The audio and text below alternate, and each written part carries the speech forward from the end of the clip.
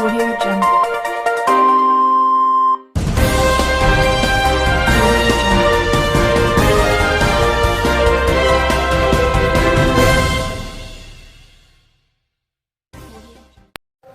सम्मानित मुल्क के मालिकों, मैं बौद्ध भिक्षु सुमित रतन इस समय पहुंचा हुआ हूं उत्तर भारत के पेरियार, जिसे पूरा दुनिया जानता है, पेरियार ललई सिंह यादव जी के गांव में।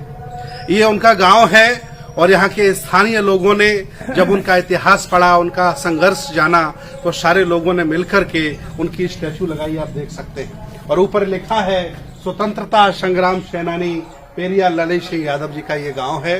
हालांकि ग्राम पंचायत ने प्रॉपर्टी बनाई है और उसी में सभी लोगों ने मिलकर के इस प्रतिमा को स्थापित किया है।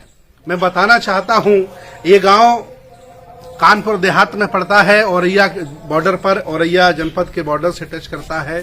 झीझक में इन्होंने अशोका प्रेस खोला हुआ था, जो आज बंद हो गया है, आज चूंकि वो हमारे बीच में नहीं है। और उनका परिवार जो गांव में रहता था, चौधरी गज्जो सिंह यादव उनके पिता थे और माता मूला देवी उनकी माता थी। उन्होंने फॉरेस्ट गार्ड में पहले नौकरी की, इसके बाद वह मध्य प्रदेश में सिपाही रहे और उन्होंने उस समय जब सिपाहियों पर जुर्म होता हुआ देखा तो सिपाहियों के खिलाफ, मध्य प्रदेश सरकार के खिलाफ एक किताब लिखी।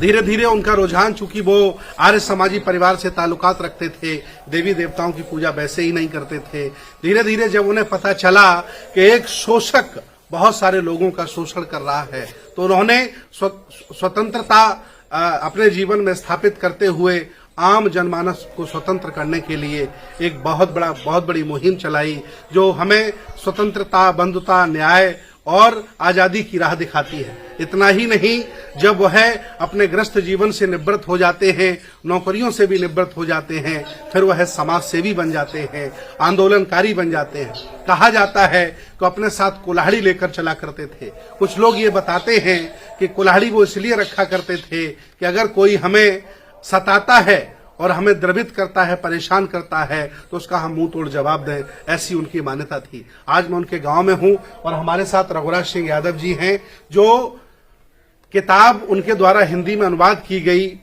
पेरियार रामास्वामी नायकर की किताब सच्ची रामायण हिंदी में, उसके आप प्रकाशक रहे हैं। और जितनी भी किताबें, 10 किताबें उनके द्वारा लिखी गई, उनके सबके आप प्रकाशक रहे हैं। मैं सबसे महत्वपूर्ण बात आपको बता दूं कि जब उन्होंने हिंदी में अनुवाद किया सच्ची रामायण का, तो उस किताब को छापने के लिए कोई प्रकाशक तैयार नहीं हुआ, तो उन्होंने अपनी खुद की जमीन और अपने लोगों से पैसा इकट्ठा करके खुद का अशोका प्रकाशन डेवलप किया, उसमें आपने एज ए प्रकाशक किताबें छापी। बाद में जब वो नहीं रहे तो उन्होंने भारतीय बौद्ध महासभा के जैन आदित्य जी को अपना जो भी प्रकाशन का सामग्री थी वो दे दी। मैं आपको बताना ये चाह रहा हूं, आज मैं ये सारी बातें आपसे क्यों कर रहा हूं, बात यह है कि जब सच्ची रामायण लिखी गई हिंदी में, तो पूरे देश में, पूरे प्रदेश में कोहराम मच जाता है और सभी लोगों ने आवाज लगाई कि इस सच्ची रामायण को बंद कराना चाहिए।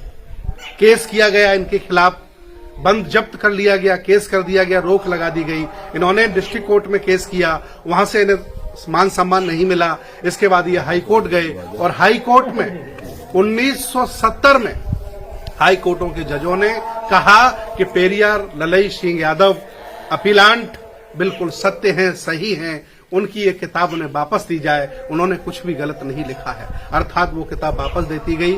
और इतना ही नहीं, हाई कोर्ट के आदेश पर उन्हें 300 रुपए, मतलब कह सकते हैं कि सम्मान स्वरूप राशि दी गई। ये अपने आप में बहुत बड़ी बात है। आज मैं उनके गांव में पहुंचा हूं, बिल्कुल विकास नहीं है। यादव परिवार की अगर बात की जाए तो बीपी मंडल का नाम आता है, राम नरेश पूर्व मुख्यमंत्री जी का नाम आता है, माननीय मुलायम सिंह जी का नाम आता है, अखिलेश यादव का नाम आता है, लालू प्रसाद यादव का नाम आता है, और भी देश भारत में बड़े बड़े यादव नेता हुए हैं। उन्होंने राजनीति के माध्यम से परिवर्तन करना चाहा।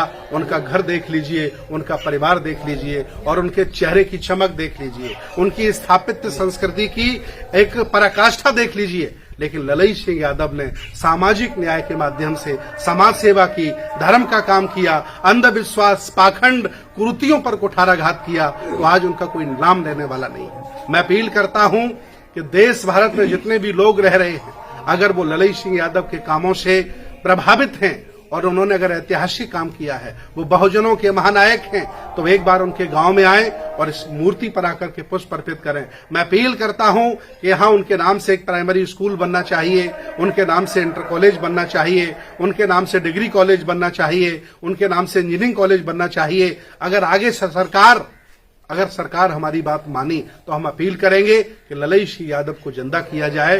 वो साधारण व्यक्ति नहीं थे, वो असाधारण व्यक्ति थे। मानव जाति के लिए और मानवता के लिए उन्होंने बहुत बड़ा काम किया है। मैं आज उनके गांव में आकर उनकी प्रतिमा पर पुष्प अर्पित करके बहुत गौरवान्वित हूं।